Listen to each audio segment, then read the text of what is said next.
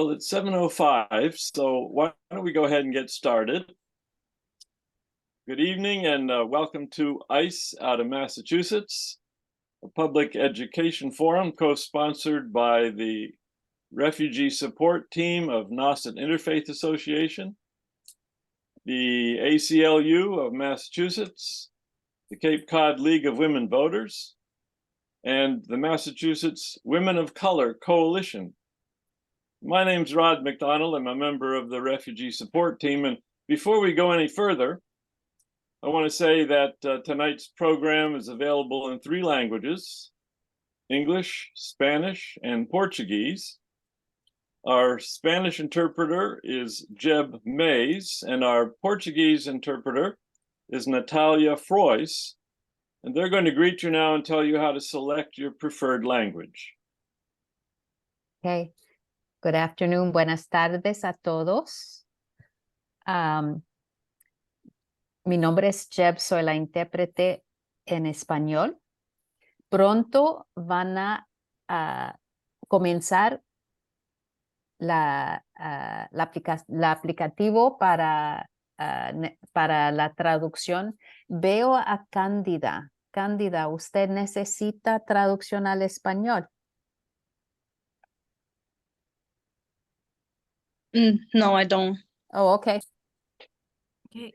Bem-vindo a todos ao ICE Out of Massachusetts, Imigrantes Fora de Massachusetts, um fórum de educação pública co-patrocinado pela equipe de apoio aos refugiados da Nauset Interfaith Association, pela Liga das Mulheres Eleitoras, pela Massachusetts Women of Color Coalition. Meu nome é Natália Frois, eu vou ser intérprete de português. E antes de prosseguir para o programa, estará disponível em inglês, espanhol e português. E vocês têm que selecionar o idioma para ficar na sala para receber a interpretação.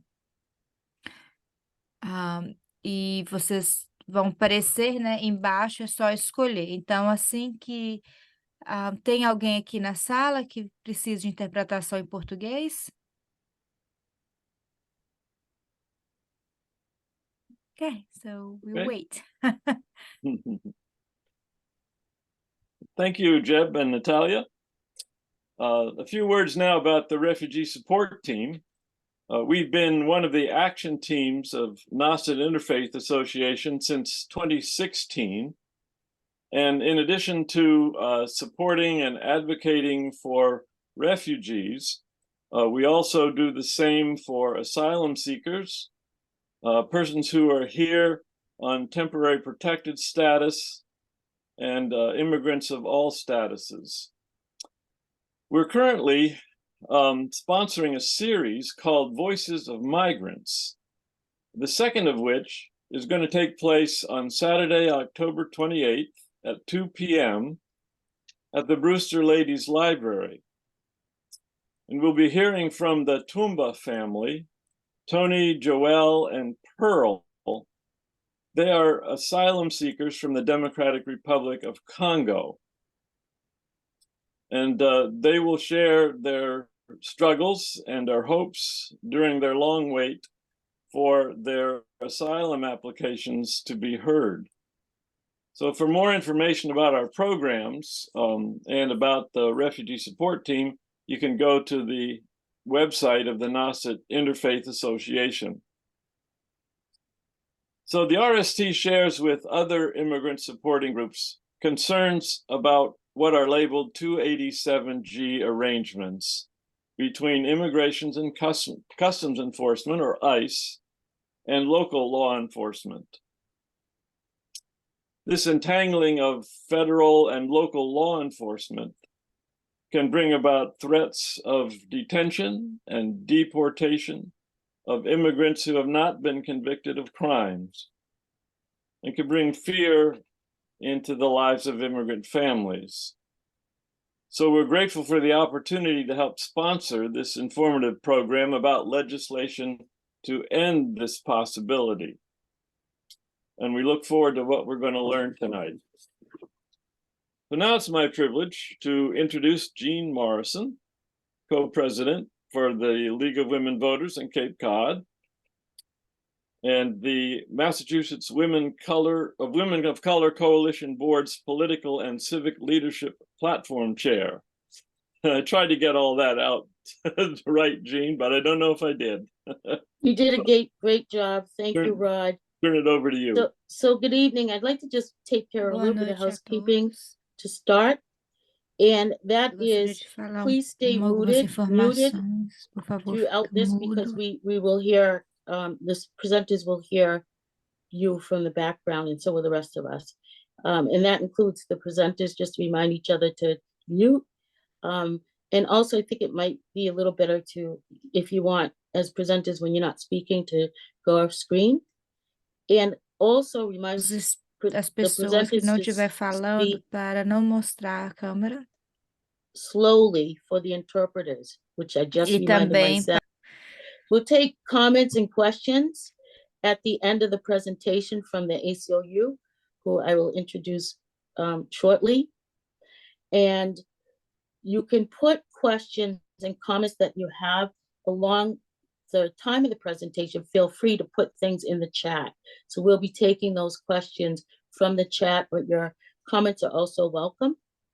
And at the end of the presentation, like I said, we will read the questions off to the presenters. We may not get to all of them, but we will have a chance of trying to answer the ones that end up in the chat. If we don't get to them tonight, we'll ask the presenters to send a response and we'll get that out to the participants. And so I think that's all of the housekeeping that I have, but I just want to say, not to repeat what Rod said, but also to say that Massachusetts Women of Color Coalition, who I'm sitting on behalf with, as well as the League tonight, we thank you for coming to this important educational forum. And we want you to know that Massachusetts Women of Color Coalition stands as a sovereign state with our colleagues that are on the also sponsoring tonight. And we also stand in solidarity of immigrants in this country who are residing in this country, seeking to be contributing members of our society. And we support bills H1401, you'll hear it again, and S997. Those are the numbers that are assigned to bills when we're asking our policymakers to make the bill a law. And this is an act relative to Massachusetts state sovereignty. Why is this important and why I want you to particularly pay attention to what the ACLU says tonight? They've worked very hard in advocating for this bill to pass. And if these bills become law, you'll hear how they will stop the ability of Massachusetts sheriffs to sign 287G agreements. Most of them do not have one. And IGSA contracts. And it will make it more and more difficult and not for them not to be able to do it without some authority and oversight of an outside party. You'll hear more about that. It also provides some little more comfort and assurity and less vulnerability of being an immigrant and subject to increased vigilance. It saves local and tax dollars.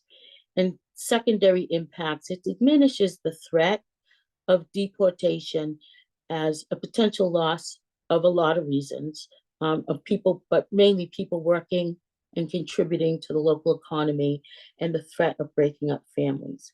With that, I'm pleased to introduce Javier Jaradillo. Did I say your last name? I didn't say the hyphenated part. From the ACLU, and Olivia Santoro. They have impeccable bios and resumes. And in the sake of time, I'd like to get those put into the chat, if you wouldn't mind dropping them in, because I think you want to hear more of what they have to say. So I'm turning it over to you, Javier. pronounce your last name, because I don't want to leave people with, that's not okay for me not to say it. It's okay. Can you hear me well? Yes. Excellent. It's okay, Jean. You know, with Jean, we had done a couple of campaigns. A lot of groups here work with us during our Know Your Sheriff campaigns, so we have a high level of familiarity, I have to say. My name is Javier Luengo Garrido. Don't be worried about rolling your R's. I'm fine with that. I'm the organizing strategist of the ACLU of Massachusetts, and I'm originally from Chile. And I'm gonna pass it to my colleague. Hey everyone, I work with Javier at the ACLU of Massachusetts. My name is Olivia Santoro, and I am the community outreach strategist. And as Javi said, we've had the pleasure of working with a lot of folks on this call in the past on our Know Your Sheriff campaign, which we'll talk a little bit about later in the presentation. And just thrilled that you could be here tonight to learn more about this bill. So today, what we're looking for is to give information about a bill that was introduced to the Massachusetts legislature this session, the very first time that we were introducing this bill.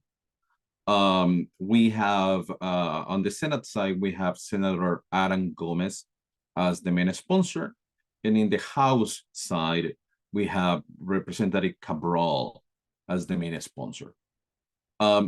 The idea today is for us to talk to you a little bit about the bill, about the issue that we're seeing and why this bill came to life. And after that, we would love to be able to answer any question that you may have. So feel comfortable about sending your question over the chat or holding your questions to the end. If you're taking notes, just write down your questions and we will be more than happy to answer those. So we talk about ICE out of Massachusetts. As you know, immigration, it's a really niche issue that requires a lot of expertise and a lot of specific knowledge. So we're gonna do sort of an intro to what we're talking when we're talking about ICE detention, because this bill, it's intrinsically attached to the issue of immigration detention. So first, we need to remember that most of the time, when somebody's detained by ICE, it's a civil detention, entering the country without the proper documentation. It's a civil infraction. It's not a criminal offense, right?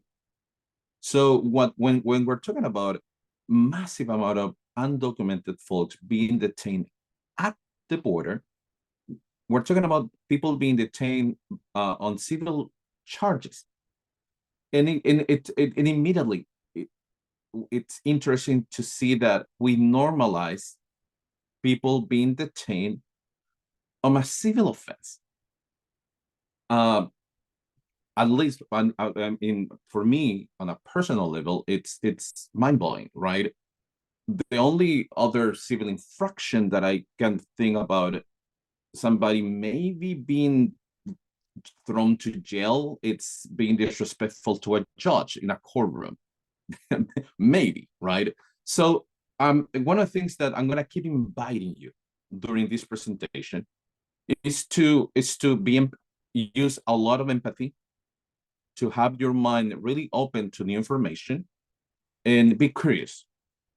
Okay, so we already said civil detention. Most of all the detentions at the border and the detentions that we're seeing in Massachusetts are civil detentions in nature.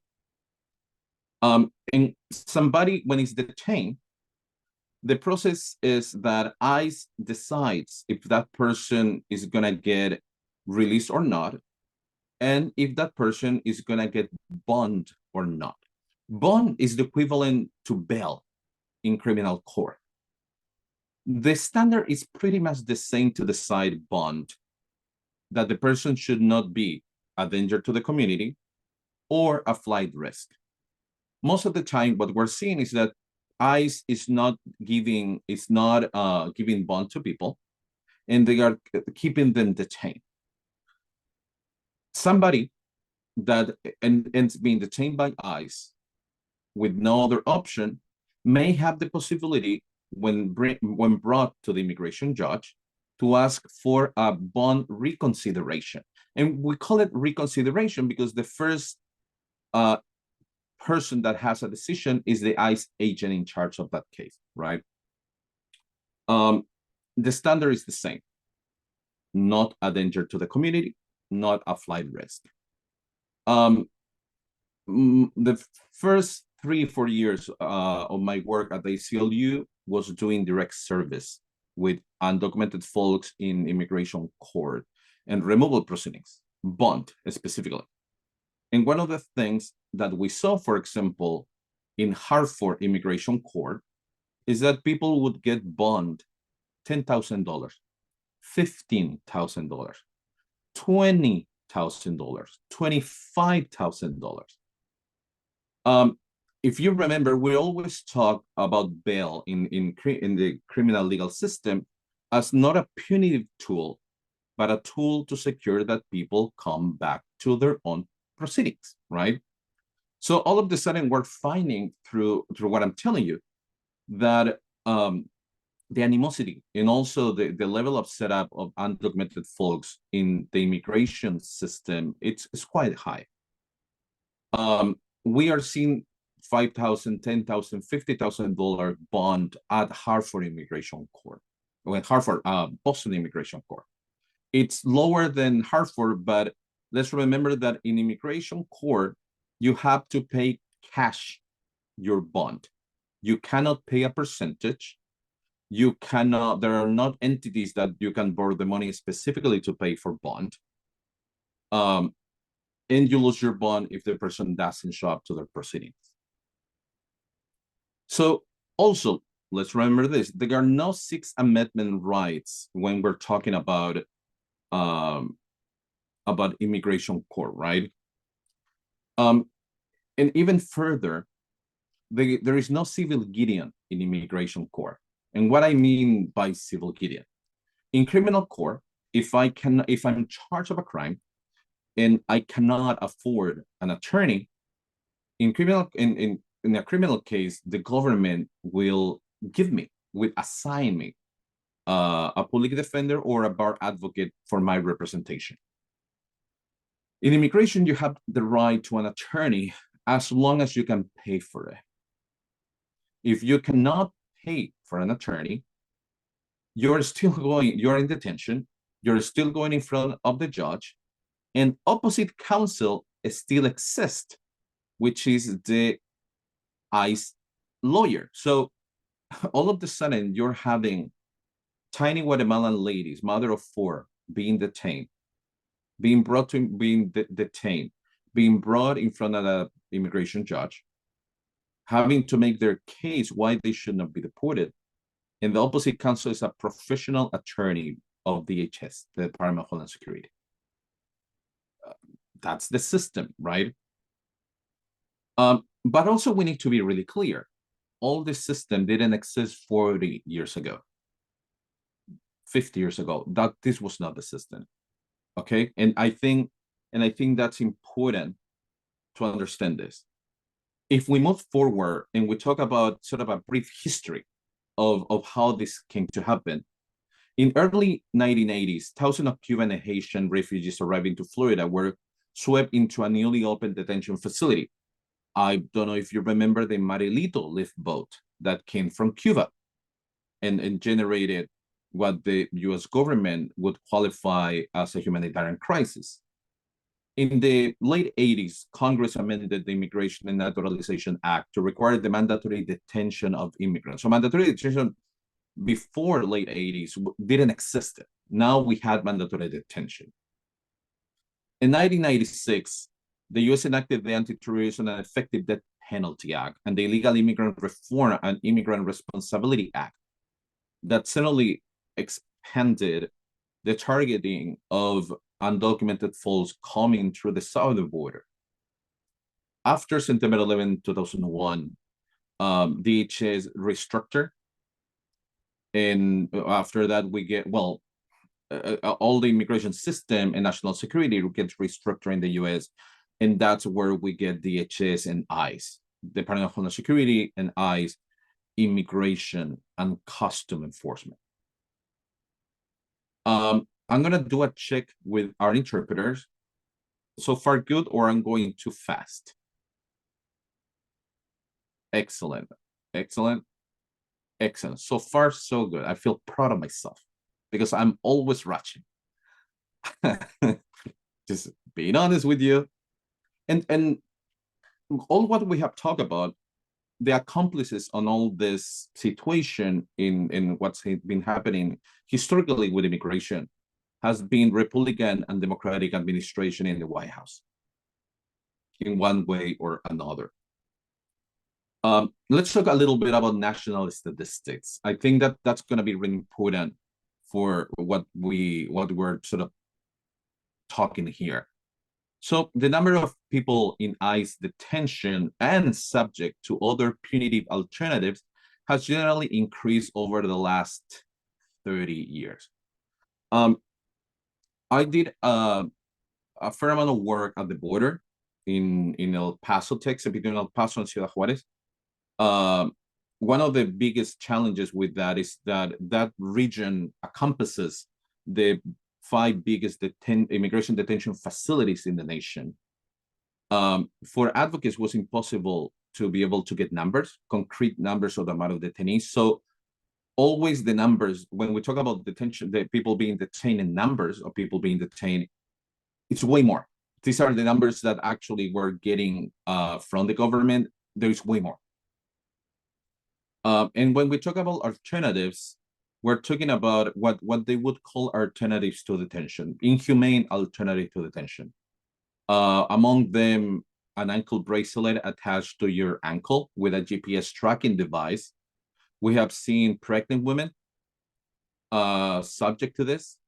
We have seen children subject to this. We have seen a variety of people being subject to this. Right now, one of the alternatives that they use is they make people download an app to their phone and take a picture. And that, from a privacy point of view, has a lot of issues. In, you know, where the person is taking the picture, how ICE may triangulate and be able to target undocumented communities based in where people are using and checking in with that app, because that app certainly is not only taking your picture, but also sort of transmitting your geo location. And that's really bad. In 1994, 6,800 people were locked up. By 2019, during the Trump administration, we saw more than 55,000 people being detained across the board in the US. In February 2021, during the pandemic, we got the lowest detention number probably since the 90s, which we're talking about 13,000 people. And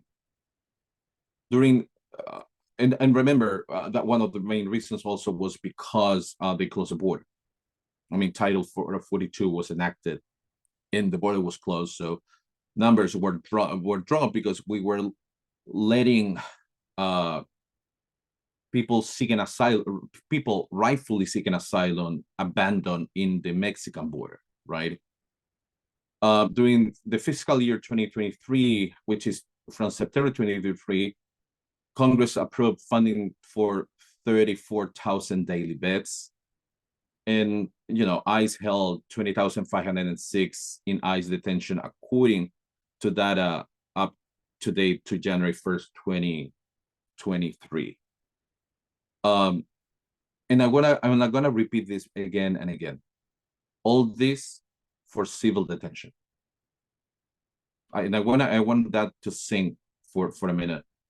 And you know, when detain to incarcerate a specific group of people, and you know, when we're talking about the criminal legal system, where we're talking about the carceral immigration system, that happens. There are conditions and abuses that are bound to happen when we cage human beings. The common abuses that had been reported It's not access to medical attention, malnutrition, prolonged detention, legal issues such as it's really difficult for somebody in detention to be able to access legal counsel, if not impossible. Even more when, pro bono legal attorneys and legal organizations that do direct representation, they are maxed out with people. We have seen solitary confinement, family abuse, and this is really interesting. A non-documented family where the father or the mother is being detained, that family is not going to be able to visit their loved one. In a mixed status family where maybe the youngest sibling, it was born in the US, certainly is not going to go to visit their parents in immigration detention. Lack of cleanliness, lack of phone access, detainee worker issues, religious issues, and sexual abuse. If you remember, during last year, when now Governor Maura Healey was Attorney General, she put together a pretty damning report of the conditions of detention at Bristol County Jail, specifically the ICE pod, the ICE section. Now I wanna go into the meat of the bill. We're gonna talk about two kinds of contracts. The first one, it's the Intergovernmental Service Agreement, the IGSA. There are many IGSA contracts, many forms of IGSA contracts. They are the state universities that they do research for the State Department. So that may be an IGSA contract. So there are many kinds of IGSA contract. And basically what it is a contract between a state entity and a federal entity, right? That's the reason why I said UMass may have an IGSA contract with the State Department for research or any other university. And specifically in immigration, the IGSA contract that we're talking about is immigration bets. And we run with organizations present in this event today, a campaign called Know Your Sheriff. And one of the things, besides letting people know that the sheriff gets elected every 6 years, the equivalent to a US senator, which is a long time, it's also that the sheriff have a huge unilateral power to be able to sign these contracts, right? They don't have to ask anybody. They unilaterally decide to be able to do it. So they unilaterally decide that they want to sign an IGSA immigration bets contract, and they do it. That was what was happening in Bristol. That was happening a couple of years ago in Franklin County Jail. That's what used to happen in Barnstable. That used to happen in Essex. That used to happen in other places, and what is still happening in Plymouth County Jail, which is the last IGSA bets contracts in existence in Massachusetts. The second contract, it's sort of an agreement between Immigration and Customs Enforcement, which is ICE, and the sheriff. And plainly, it's called 287G. And what the agreement, the contract, says that the sheriff allows Immigration and Customs Enforcement, ICE, to train and deputize sheriff personnel to be able to carry the duties of an ICE agent, which is sort of frightening. It's really frightening. And I want to be clear about this. I mean, the immoral of the situation by itself is bad. But I'm going to add another layer. The federal government doesn't give any money for 287G agreements.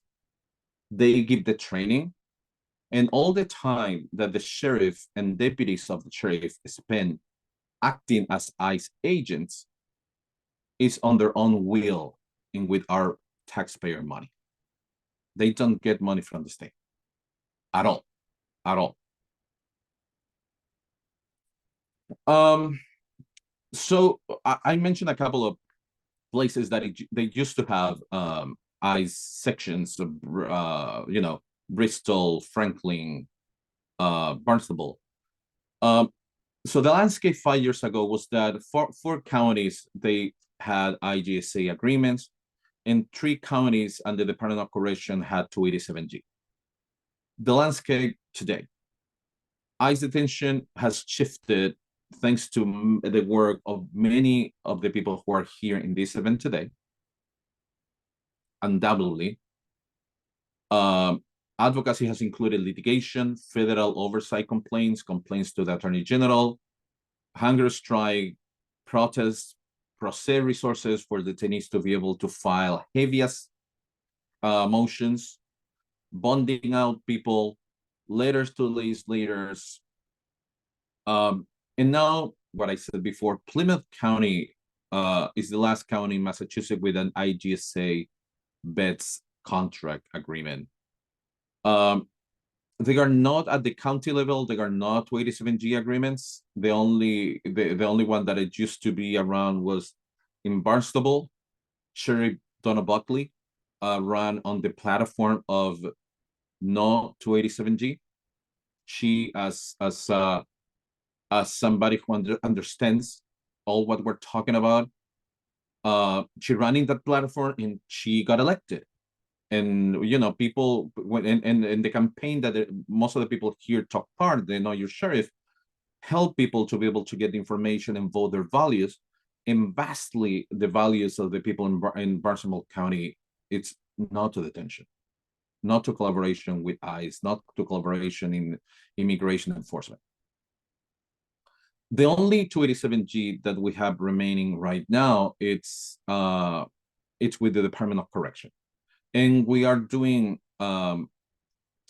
advocacy to try to have the Governor Healy to terminate that agreement, and hopefully we're going to be able to do it. So before Javier gets into some of the specifics about the ICE out of Massachusetts legislation, just wanted to highlight a little further how important elections are.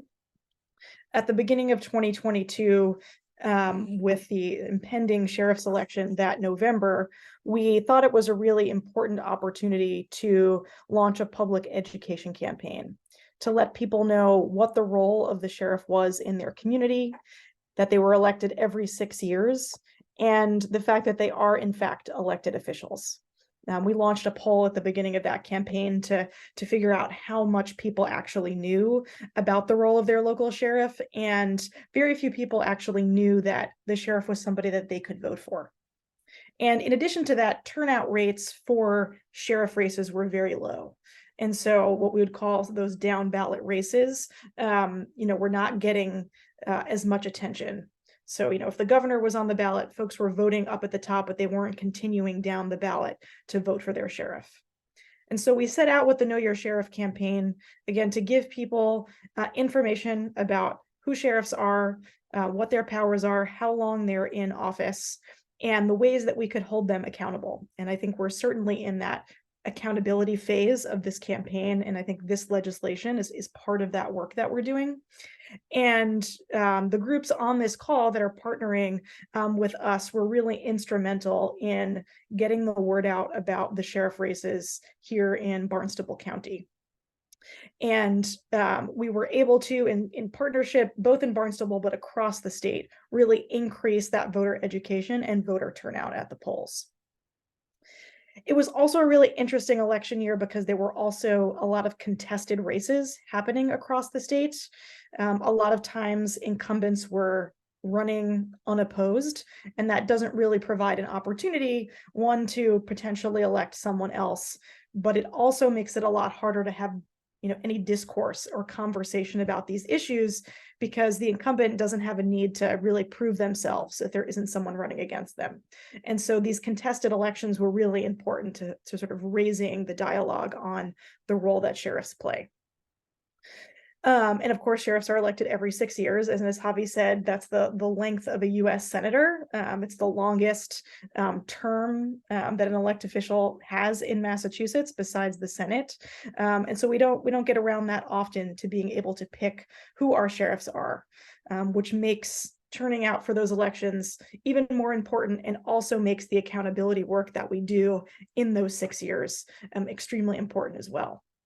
And I think we're in an interesting political moment, which is part of the reason for introducing this legislation this session, because Sheriff Buckley, the new sheriff in Barnstable County, came in and terminated the very last 287G contract on the county level. And we're sort of in this opportunity moment to show the legislature that, hey, look, the sheriffs that are in office right now don't want these contracts. They aren't signing these contracts. Let's use that momentum to really codify that into law. So we're in an interesting political opportunity right now to get this bill passed. So I'll pass it back to Javi to get into the details of that. Thanks, Liv. It's beautiful to hear the work that we have done with all you people, and I love it.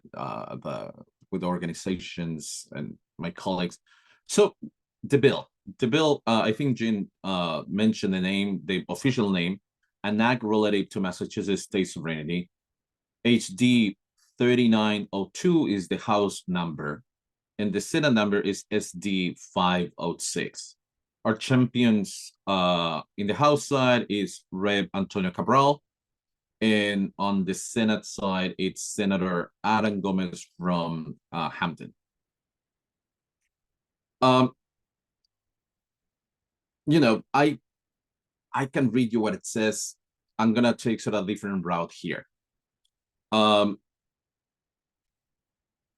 We know right now that detention and civil detention is inhumane.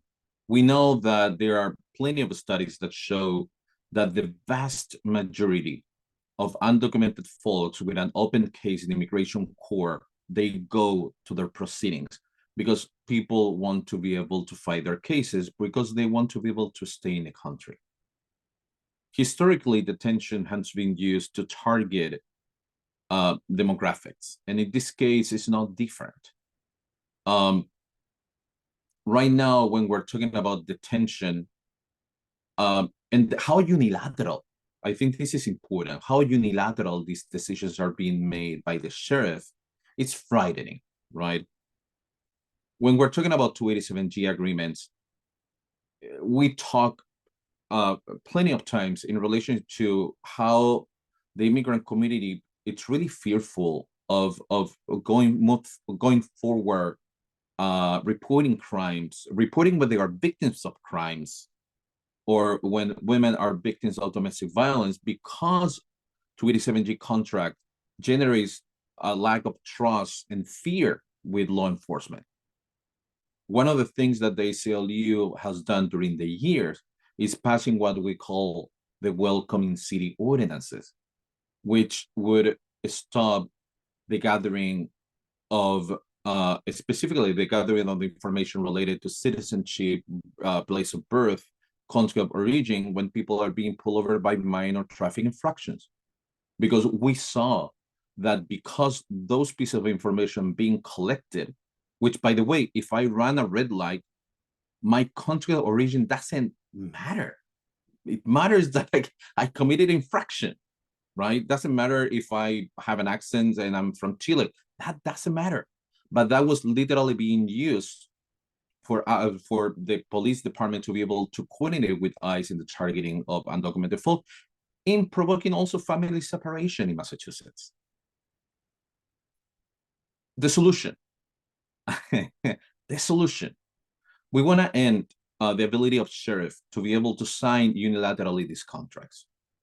We don't want in Massachusetts people being targeted and separated from their families for civil infractions. If somebody commits a crime and in their own criminal proceedings, they get criminal detention, that's something else. But when we're talking about immigration, we're talking about civil infractions. We should take a humane way and say that people should have the ability to be able to be in this country, work, and defend themselves against deportation, and make the case why they should not be deported. The vast majority of undocumented folks here in the country, they can flee violence. And as you know, asylum is an international right.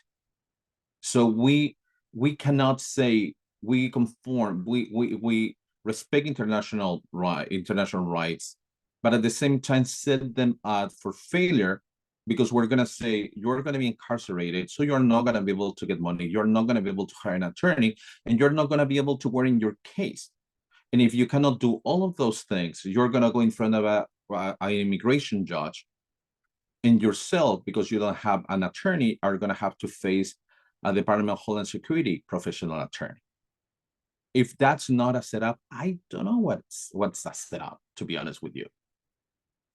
So what we're saying is not 287G, not IGSA, but there is something else, right? There are plenty, massive amount of agreements that law enforcement are signing with the federal government that we don't know. We literally don't know, because they are not letting us know. A different section of the bill says that besides 287G and besides IGSA immigration beds being not allowed, all the other set of agreements that the federal government uses in the fusion centers, which are run by the Massachusetts State Police to surveil communities, those agreements should come to light, and they need to seek the approval of the executive officer of the Commonwealth, or somebody designated by the executive officer of the Commonwealth. The executive officer of the Commonwealth, it's the governor. And why is this? The status quo right now is that there are hundreds of those agreements that we don't know. What we want is for advocates, first of all, to create accountability, you need to create visibility. We cannot advocate against or in favor of things that we don't see. We need those agreements to come forward for the community to learn about those agreements. And creating a paper trail is going to allow us to be able to know, and the governor is going to have to decide which agreements get approved or not. And I feel that's really important, because right now, any law enforcement, any police department, anybody can sign a contract without anybody in the community knowing, pretty much, right? So we need to create a check and balance of those agreements, so we don't run in abuses that so many times we have run into it. And I'm gonna pass it to Lynn.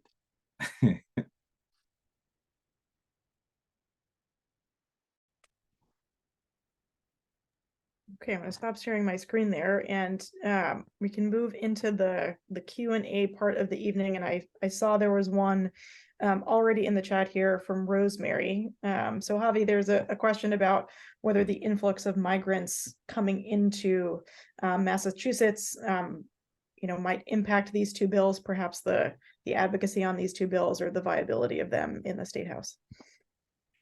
So if you remember, last year we had probably the biggest poll ever in Massachusetts in relationship to the entire Massachusetts population in relation to immigrants, which was question 4. When the driver license bill passed in July last year, a group of members of the Republican Party gathered enough signatures to send it to the ballot to try to get rid of a newly driver license law. We won. Let me tell you that. We won. We won because people vastly in Massachusetts voted in favor of driver license for undocumented folks. There is a difference between, a lot of states, including Illinois, including New York, are being targeted by southern states, including, Texas, also Florida, with sending migrants here. And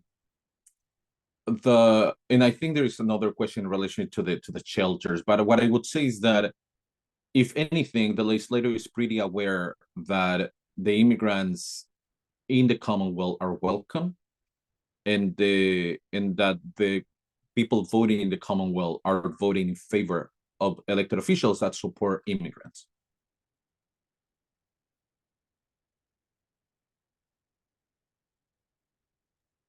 Yeah, I think, Javi, your point about the driver's license, unfortunate that it had to be defended on the ballot, but it did provide an interesting opportunity, this sort of really live poll of where people were all across the state. And so I think immigration issues can be hard in our state, but seeing how many people turned out to vote in favor of yes on 4, I think was sort of the best evidence that we could have to show that this is the moment to begin to pass state legislation around immigration, which we have not been able to do for a very, very long time. For those of you who have been following immigration policy in the State House, it's been a long time since we've passed a bill related to this, and we're definitely in this political moment, both coming out of the ballot question, coming out of the sheriff races, and others sort of up and down the ballot. And so we're hoping we can ride this momentum with all of you to getting this bill passed.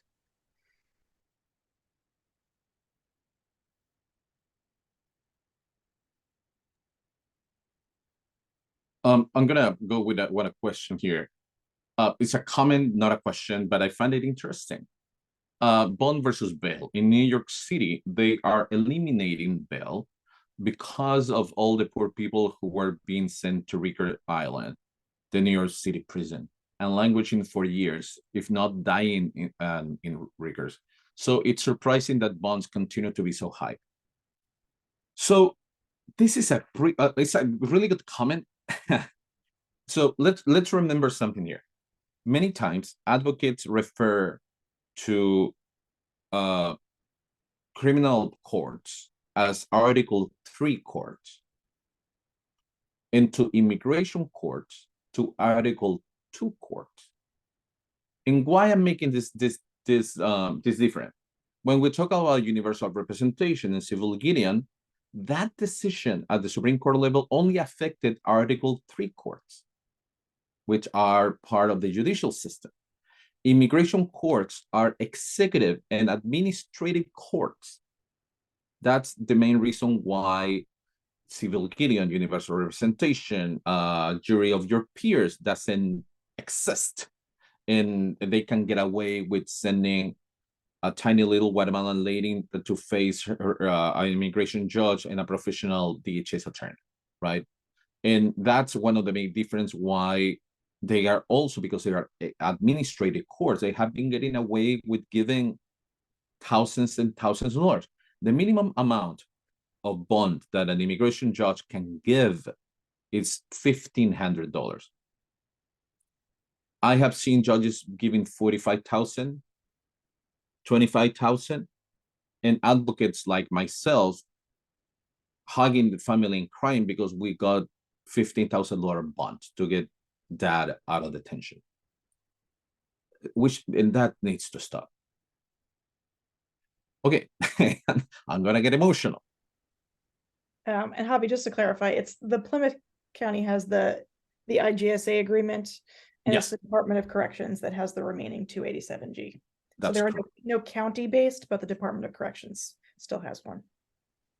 And remember, county-based people who are serving 2.5 years and less, they go to county jails, and people serving more than 2.5 years, it's, they go to the Department of Corrections.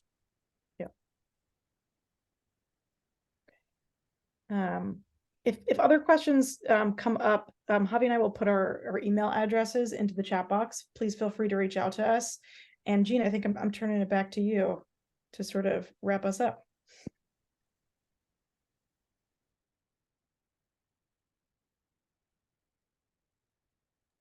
Well, this is Mary Ott. I'm Jean's co-president, the League of Women Voters, CCA, and I am tasked with delivering the closing remarks. And first of all, I want to thank you, and thanks to all who made this presentation possible. And I'm going to read down the list: Javier Luenga Garrido, Immigrant Protection Project Coordinator, and Olivia Santoro, Volunteer Coordinator of the ACLU of Massachusetts. The logos are up on the screen. Our interpreters, Jeb Mays in Spanish and Natalia Frois in Portuguese. Rod McDonald and Karen Bajukas of the Nauset Interfaith Association Refugee Support Team. Jean Morrison of the Mass Women of Color Coalition, as well as co-president of the League of Women Voters, the Cape Cod area. And Richard Ott, also of the League's Zoom Tech and support in planning, promoting, and hosting this presentation. And we particularly wish to thank you for attending this presentation. And we have an ask, of course. We also ask that you write your legislators in support of H1401 S997, an act relative to Massachusetts state sovereignty. The ACLU of Mass provides an easy way to do this on their website. You simply fill out the form, modify the sample message if you wish, click submit, and your message will be sent automatically to your legislators. Information and the link to this page may already be in the chat, but it will also be sent in an email to all attendees. So please check this out and submit the form and ask your legislators. And finally, remember, democracy is not a spectator sport. Use your voice, become an informed voter, and exercise your power to let your legislators know about your needs and your concerns. As Olivia and Javier pointed out, state and local elections directly impact life in your communities. So please vote. Thank you again, and good night.